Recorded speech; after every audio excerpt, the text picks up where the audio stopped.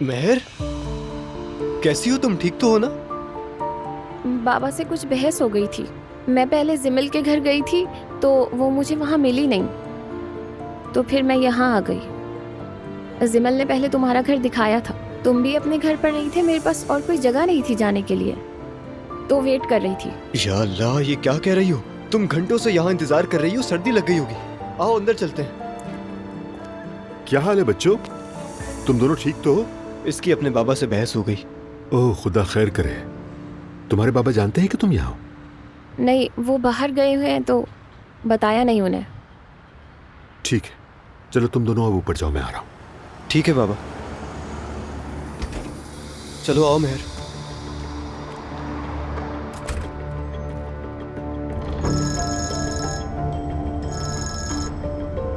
हाँ कहो उमर। अस्सलाम वालेकुम अर्तुल। वालेकुम अस्सलाम। मेहर हमारे घर पे है, सोचा इत्तला दे दूं तुम्हें। क्या? मेरा ख्याल है आपकी उससे बहस हुई थी और वो हमारे घर चली आई है। मुझे इस बात पे हैरत नहीं है कि मेहर आपके चली गई है।